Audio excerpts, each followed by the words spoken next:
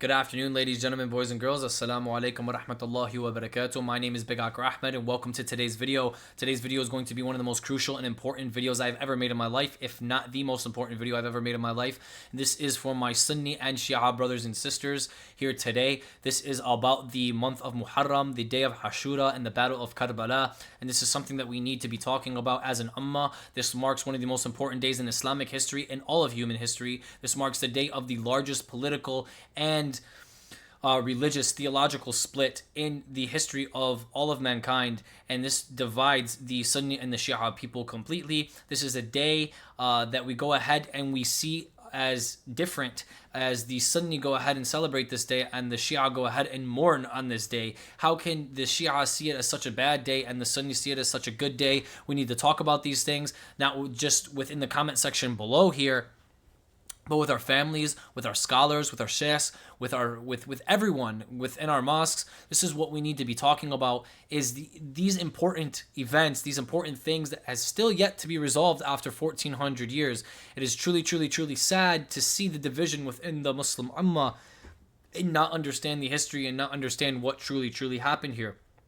So without further ado, if you are Muslim, Sunni, Shia specifically, please stick around the end. Please comment and engage down below, and please go ahead and take this into the real world and never forget the day of Ashura. Never forget what truly happened on this day, and don't let people go ahead and try and convince you otherwise through their mumbo jumbo stories. Let's go and jump into the Sunnah. Let's jump into what truly happened here and figure this out. Now, before we go ahead and understand anything, let's start at the beginning. What is Muharram? Muharram is the first month of the lunar calendar, of the Islamic calendar, just like January is the first month of the solar calendar for the Roman, calendar, right? So January is like Muharram.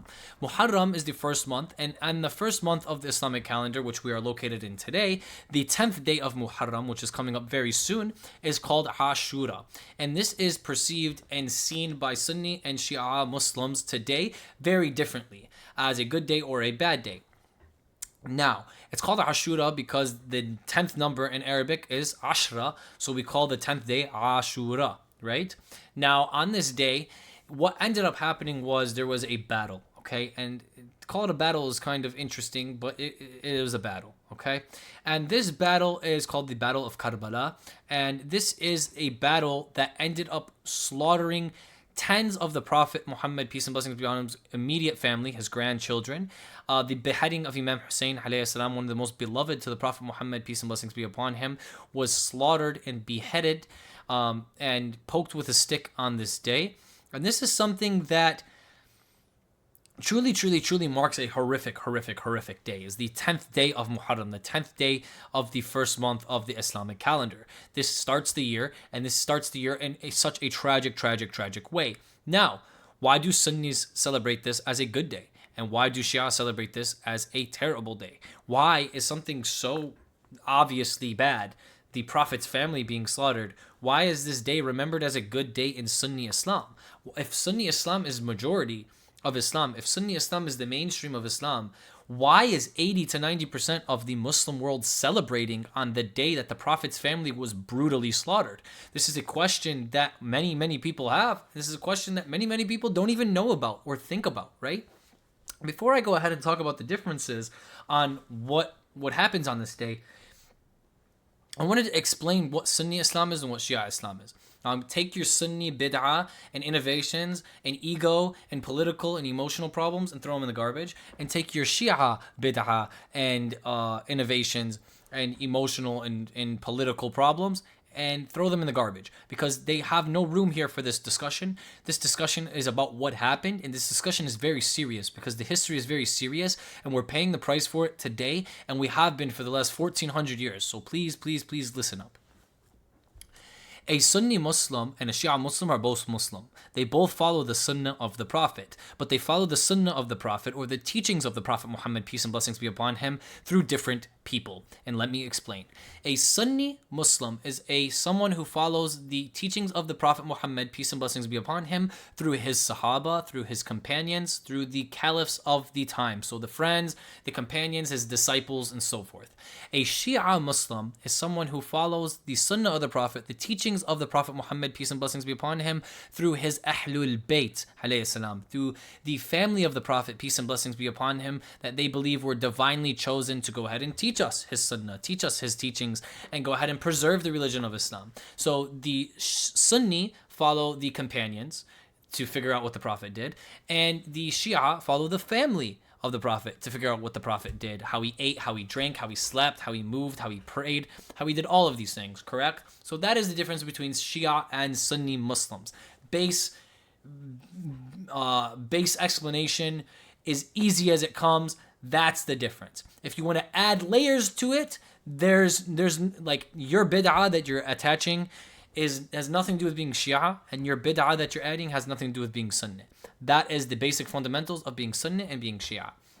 Now, without further ado, what are the companions' consensus, or what is the Sunni consensus on Ashura, and what is the Shia consensus on Ashura? So let's go ahead and check that out.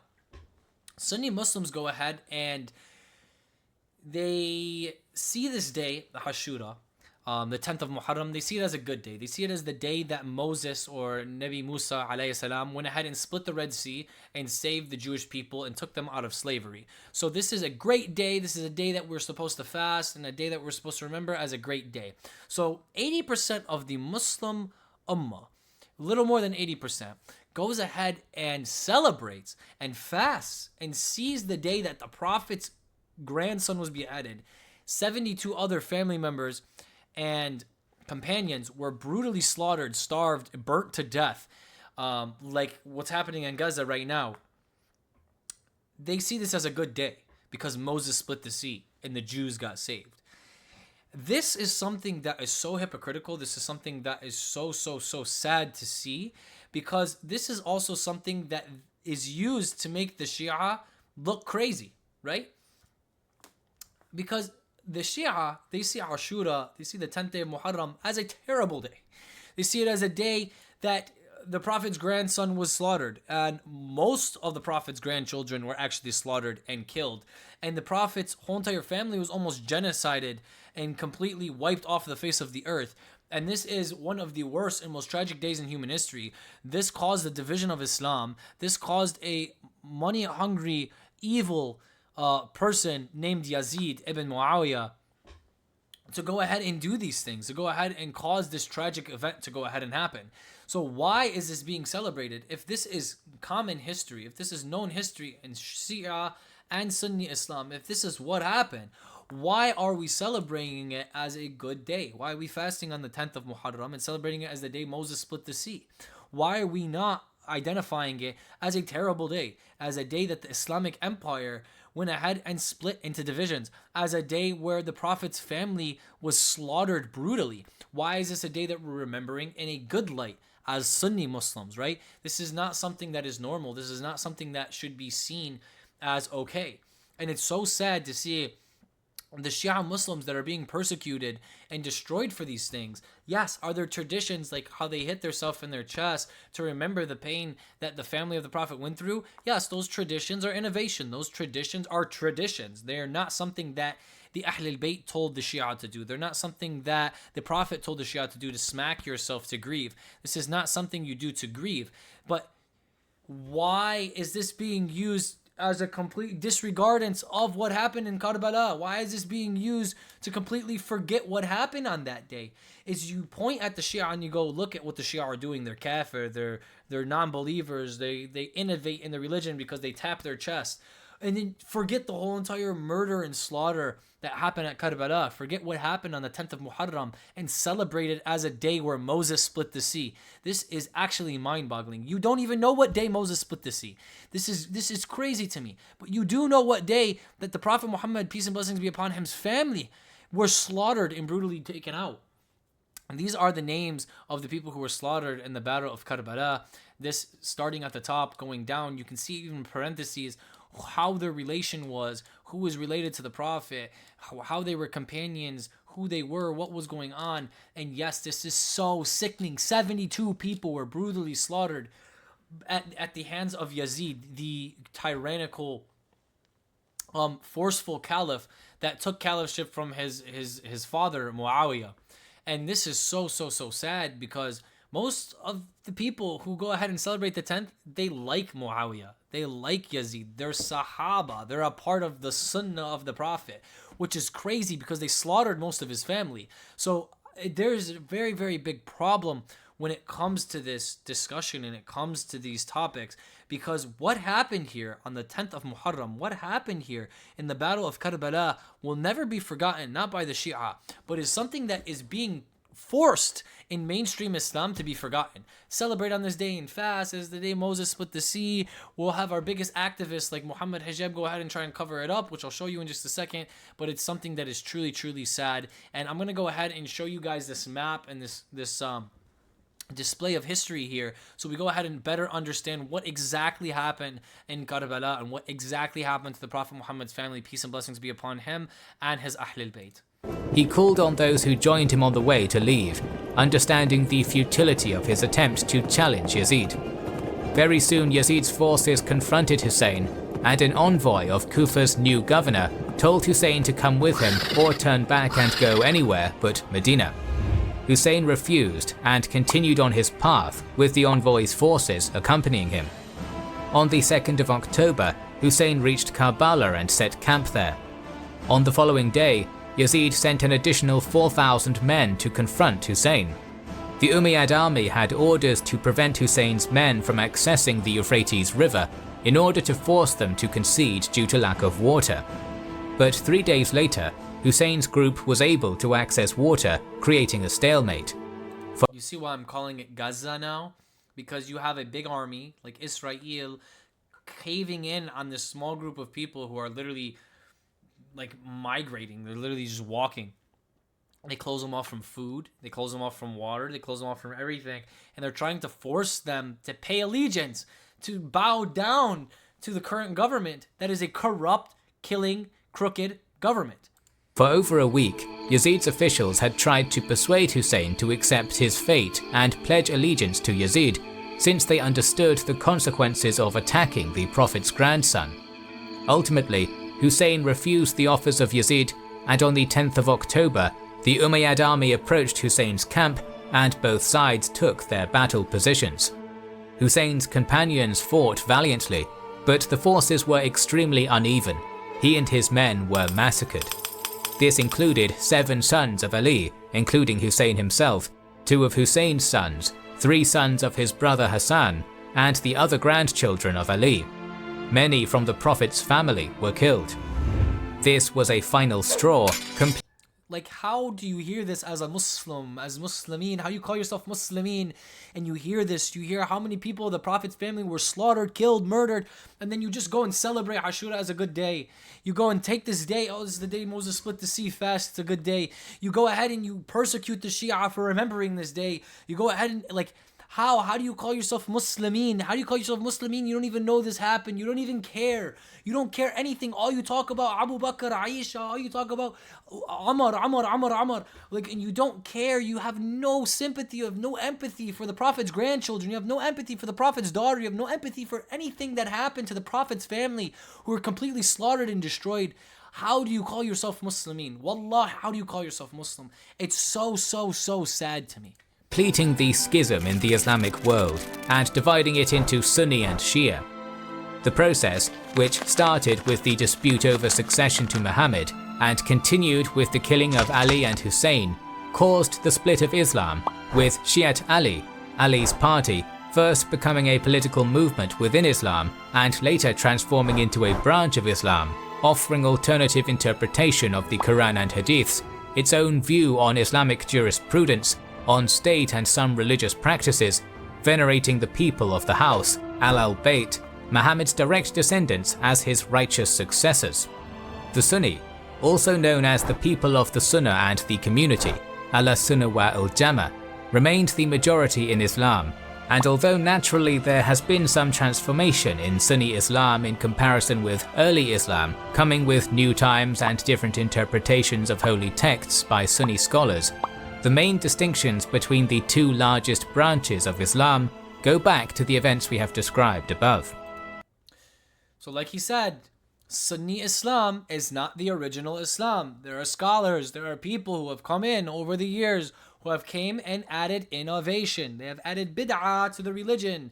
They have given their own jurisprudence. They've given their own ideologies and added this to the religion. Sunni Islam is not the original traditional Islam. I love how Sunni Muslims always come to make this claim, but it's not. It just isn't. I'm sorry. And anyone who knows history, anyone who knows what happened during these times and what happened during the split of the Muslim Ummah knows that that's not true. They know that Sunni Islam is not some preserved version of Islam. It's mainstream Islam is what it is. It was controlled by Bani Umayyah. It's controlled by the Umayyad dynasty. And these are people who are very evil. These are people who took out the Prophet, who tried to take out the Prophet from the beginning, who took out his family, who's brutally slaughtered his grandchildren. This is what they did. And then on that day, you just listen to them and you go, well, you know, Moses split the sea, so it's a good day. Who cares about the Prophet's family being brutally slaughtered? No one really cares about that. Like, it's so sad. And you know, I don't blame most Sunni Muslims for going ahead and observing Ashura. That's a good day. They just don't know. Man, they just don't know. They weren't told the history. They go to the mosque, they're not told the shit. They say, stay away from those crazy Shia people. Those Shia people, they're kafir, they're unbelievers. You go next to them, they'll send you to hell. And then they feed you a bunch of false history from the Umayyad dynasty. Like, it's so sad to see that the history is not one-sided. The history is always going to be two-sided. There's never one side to every story. So please, as a Muslim, please do your due diligence. Please open these sources, open the hadiths, open the history books, and understand what truly happened here. And understand what happened to your Prophet and what happened to your Prophet's family and how much persecution they were under. It's so sad to see. Moving on, I want to go ahead and see what Muhammad Hijab had to say to Jordan Peterson. I remember watching this a few years ago, and I remember Jordan Peterson trying to get the answer out of Muhammad Hijab here. And Muhammad Hijab is a really good activist. He's a really good Sunni activist who doesn't want to talk about the truth, who doesn't want to talk about history, who's really good at like dodging questions, and really good at just like jumping and skipping, and very good at disrespecting the Prophet and disrespecting Islam and disrespecting his family. Nothing against Muhammad Hijab. I mean, all power to you. Do whatever you're doing. I'm not saying you're a fake Muslim. I'm not saying anything like this. You're a kafir. I'm not like that, right? But I will call out BS and lies when I see them. I remember watching this. I remember Jordan Peterson continuously asking what happened to the Prophet Muhammad's family. Peace and blessings be upon him and his family. And Muhammad Hijab just seemed to not care. He just seemed to continuously evade the question. So let's go ahead and see what he has to say. Let's see what this true Muslim Sunni lion who protects the deen of Islam, who is the preservation of Islam, who is upon the truth of the Sunnah, the Ahl Sunnah. Let's see how truthful he is, or if he puts his tail between his legs and runs. But the fact is that it was almost immediately after Muhammad's death that this fracturing took place among the people that were closely allied with him, and it was a bloody fracturing, and it isn't obvious that it's been rectified. How bloody was it? How bloody was it? Well, how bloody does it have to be? You know, it doesn't take much. Okay. Well, Jordan, let's be honest. Let's be fair. Yeah. Let's be honest. Let's be fair. He said there was a bloody fracturing after the Prophet Muhammad, peace and blessings be upon him, died, and this is a very bloody fracturing that caused the division and split of Islam, which it did. And Muhammad Hijab goes, how bloody was it? How many barrels of blood did they fill up? Did they fill up 4 liters, 5 liters? Did they fill up 12 cups? You didn't reach the blood threshold or the blood goal for us to care about this topic. Like, how bloody really was it? Why are we even talking about this? This doesn't even matter. Who cares if it was bloody or not blood? I mean, how much blood was there? Are you mentally stable, Muhammad Hijab, to respond? You're having an academic debate with someone who is really known in the academic world, in the Christian world, in the atheistic world of sciences and in psychology. And this is the response you give? You're embarrassing yourself. You're embarrassing the religion of Islam, and this is the forefront you put on online? How bloody was it? 1 drop of Imam Hussein's blood. How bloody was it? You really need to question this? Yeah, but okay. Look, let's be fair, right? With the wars that took place 30 to 40 years, and it wasn't immediately after, because you said that in the video, the day he died. That's wrong. It didn't happen the day he died. It happened immediately after he died. Everything happened leading up for the next 30 years. It happened the day the Prophet Muhammad, peace and blessings be upon him, died. And before he died, all of this was being cooked up. All of this was happening. You're completely so disingenuous. It's crazy. And you know why? Is because you have put yourself full standard as a waving flag Sunni Muslim. So now you can't say anything against the Sunni narrative. Instead of choosing truth, instead of choosing Quran, instead of choosing your Prophet, instead of choosing his family, and in being a true Muslim, you've chosen Sunni Islam. And you're waving your flag now. And a lot of Shia do this as well. And this is very, very sick to see that you're choosing your bid'ah, innovation, BS, lies, stories, and trying to cover up the truth that's in plain sight. It's crazy. It happened 30 to 40 years after. It happened 30 to 40 years after. And well, how many people, how many members of Muhammad's immediate family survived during that 30 years? My understanding was that most of his immediate family died in armed conflict. Most of his immediate family died in his own lifetime. Yes, well, I'm not speaking. Bro, I want to throw up. Wallahi, you're Muslim, you're Muslimeen. Jordan Peterson is asking about a specific time, a specific thing. He's saying that after the Prophet Muhammad, peace and blessings be upon him, had died, after he passed away, most of his immediate family was hunted down and murdered and slaughtered. And your response is, most of his family died during his lifetime.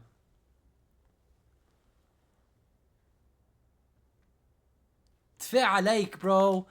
That's a response. Your Prophet's family was destroyed, slaughtered, killed for money and power. So they can destroy the religion of Islam. And how many pints of blood were there? How much blood really was? Was it really that bloody? I mean, most of his family died during his lifetime. I mean, why don't we just talk about the Prophet's uncle who died? Why are we talking about all of his grandchildren that were brutally slaughtered and pinned in a corner and starved to death? Why are we talking about that? You can't have an academic debate about a specific subject.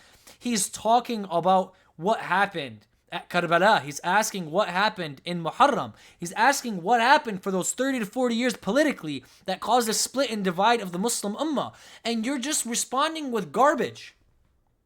You have no empathy for your Prophet. You have no empathy for the division of the Islamic Ummah, for everything that's happening, for all the fit'ah and all of the garbage that is happening within our Ummah, the people fighting and arguing and putting their egos first. You are causing it.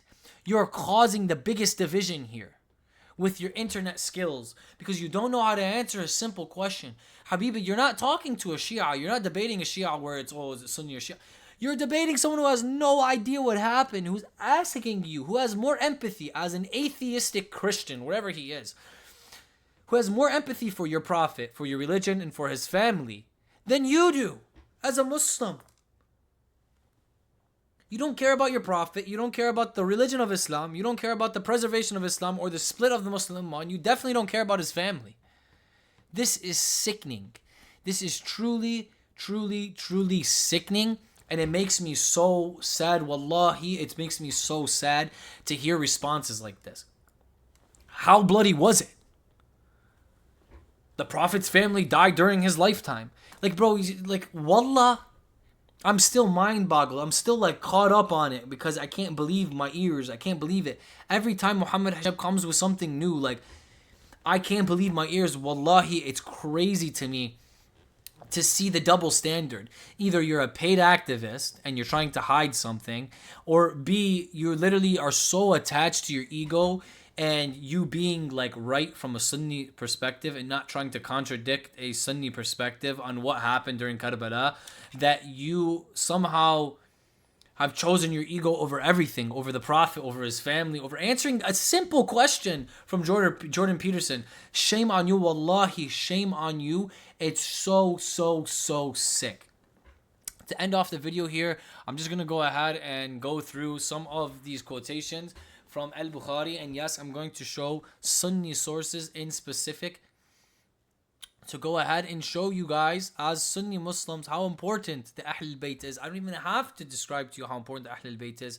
It's his grandchildren. It's his daughter.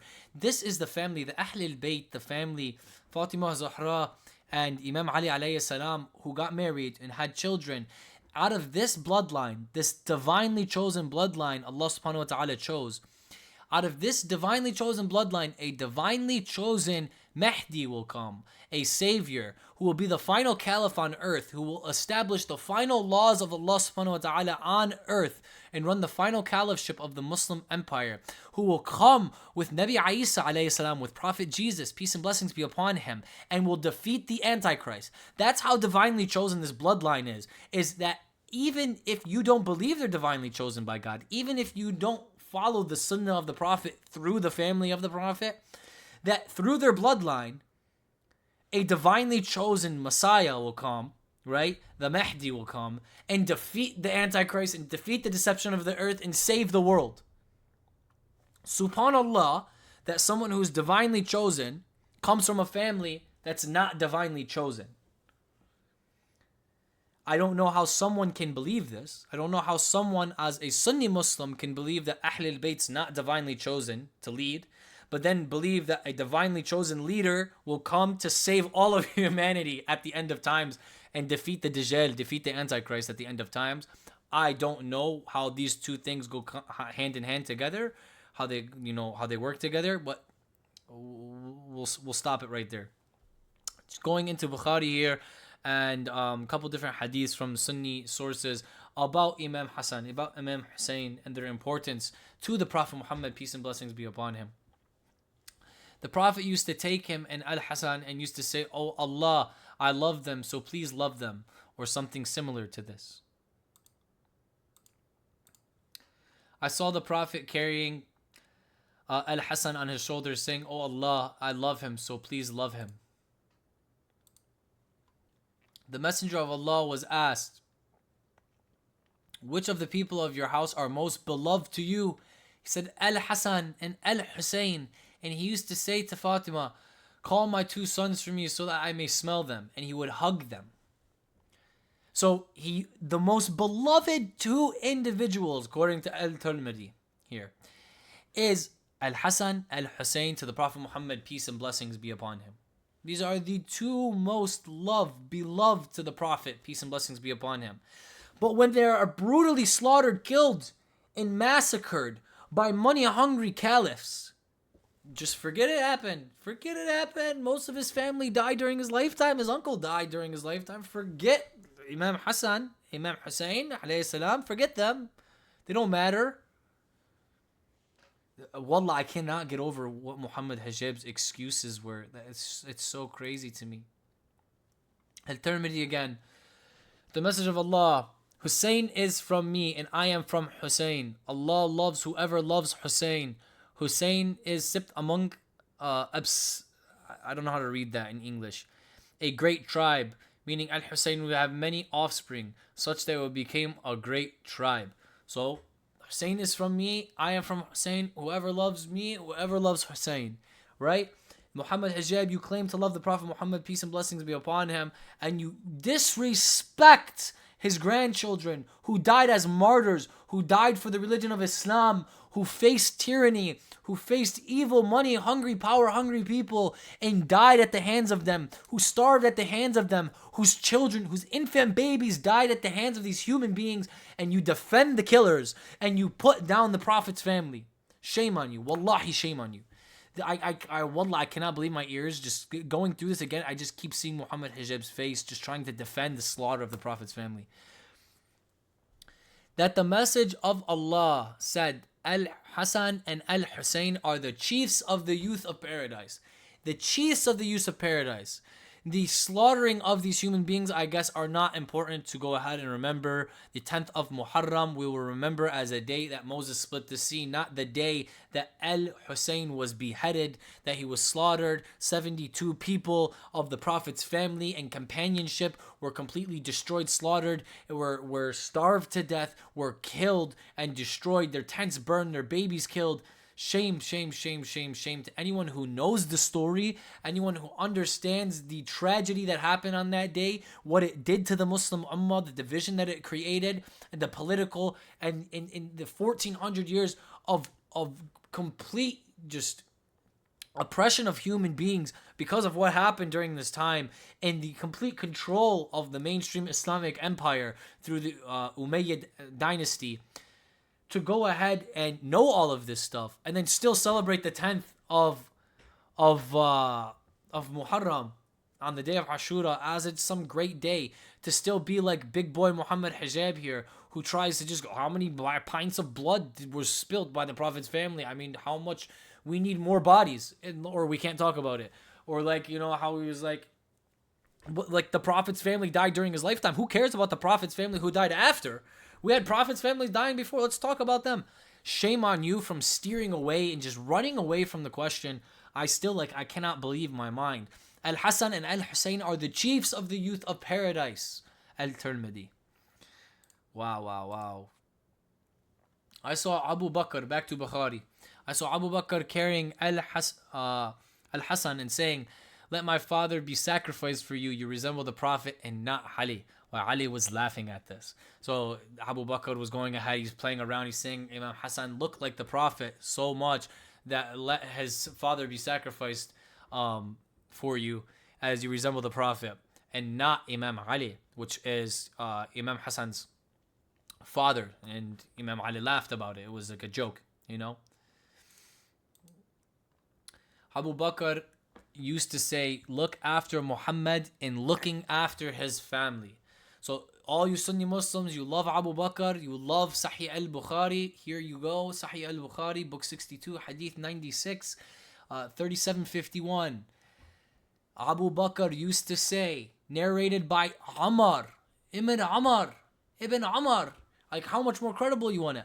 Look after Muhammad in looking after his family.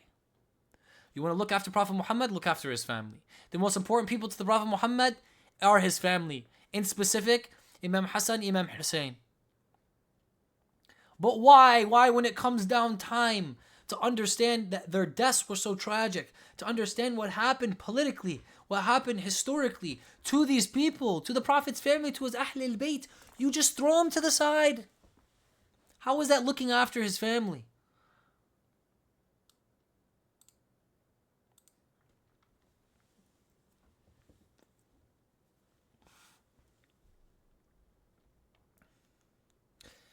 I heard the Prophet talking in his pulpit while Al-Hasan was sitting beside me, and he, the Prophet, once looking at the people, and at another time Al-Hasan, and saying, the son of mine is a Sayyid, the chief, and perhaps Allah will bring about an agreement between two sects of Muslims through him. This is what the Prophet said. This is what the Prophet said about Imam Hasan.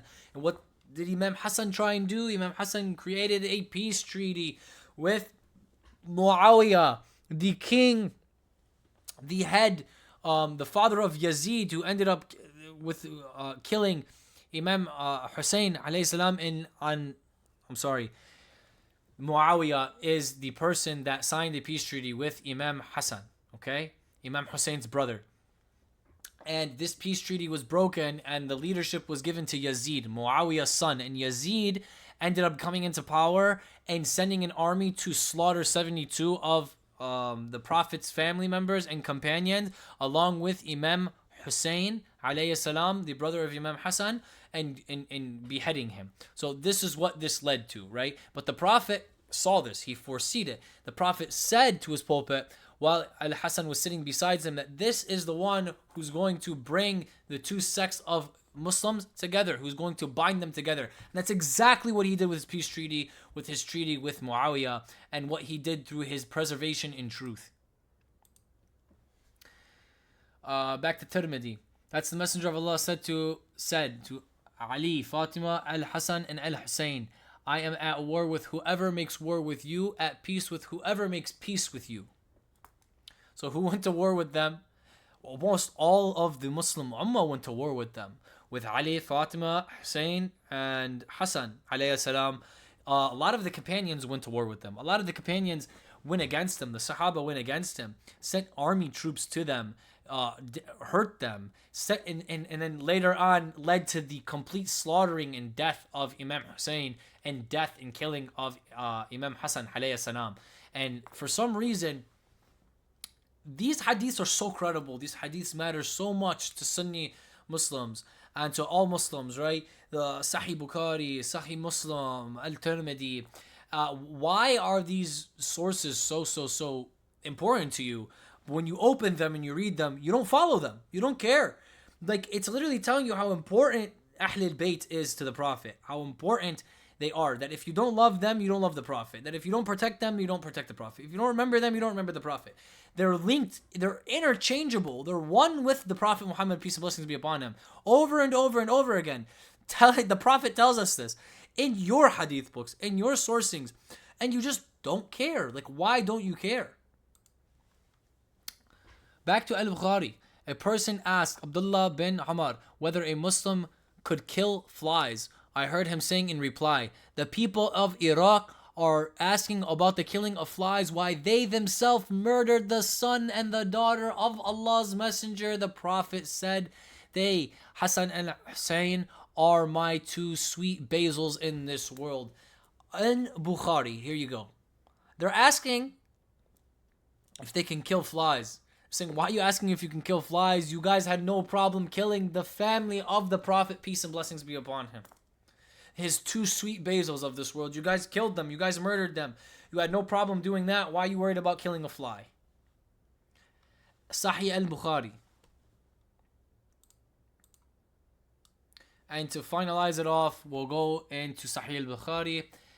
Anas bin Malik said, the head of al-Hussain was brought to bin Zayad and was put in a tray, and then Ibn Zayad started playing with a stick at his nose and his mouth and Al-Hussein's head and saying something about his handsome features. Anas then said to him, Al-Hussein resembled the Prophet more than the others did. Anas said Al-Hussein's hair was dyed with wasma, kind of plant used as a dye. Like, how sick. This is a narration. This is an Al-Bukhari talking about the severed head of the Prophet's grandson and how they were poking it with a stick and calling it beautiful and saying he looked like the Prophet. What? Why? Wallahi, why? And how? And I'm sorry if I'm getting emotional. I'm sorry if I'm getting I'm mind blown. I'm mind blown by what I've heard by Muhammad Hijab and how he's defended and how he's completely gone over the death and the destruction of the Prophet Muhammad's beautiful family in Ahlul Bayt alayhi salam. And I'm mind blown by reading some of these hadiths in Sahih Bukhari and at-Tirmidhi and seeing the descriptive detail and seeing what the Prophet said about his Ahlul Bayt and what he said about Imam Ali, Imam Hussain and Imam Hasan, and how he loved them so much, and how if you went against them, you went against the Prophet, and all of this stuff, it means nothing. It means nothing because every year on the 10th of Muharram, every year on the day of Ashura, you celebrate the splitting of the sea and the freedom of the Jewish people from Israel, from the Pharaoh. We're happy that the Jewish people were freed from the Pharaoh. We're happy that Moses split the sea. But the Prophet's family, forget them. Astaghfirullah wa atubu ilayk. I'm going to go ahead and end the video here. I hope that was good enough. And everyone, Sunni, Shia, I don't care who you are, please understand how important the 10th of Muharram is. Every single year, please ask questions. Please slam this subject down your friends' throats. Slam this subject down your family's throats. At your local, mosque. To your scholars, to everyone, please go ahead and ask them questions. Go ahead and engage about this. This is so important in Sunni and Shia Islam. This is something that needs to be talked about. And this is something that needs to be analyzed because every year, the 10th day of Muharram, Ashura, the day the Battle of Karbala happened, and our Prophet's family was brutally slaughtered and killed and genocided and destroyed. This is not a day we should be celebrating. This is a day we should be mourning and remembering. Alhamdulillahi Rabbil Alameen, that Allah subhanahu wa ta'ala has given me a voice, Allah subhanahu wa ta'ala has given me the knowledge, and Allah subhanahu wa ta'ala has birthed me within Shia Islam to understand it through the Ahlul Bayt properly and not jump into bid'ah, not jump into these political discussions, but to really truly understand it and ask for that guidance from Allah subhanahu wa ta'ala myself. Thank you guys so much for coming today. Allah, may He protect every single one of you for listening and engaging, and may all of your dua and prayers be kept safe. And without further ado, thank you guys so much, and free Palestine, Habiba, free Palestine.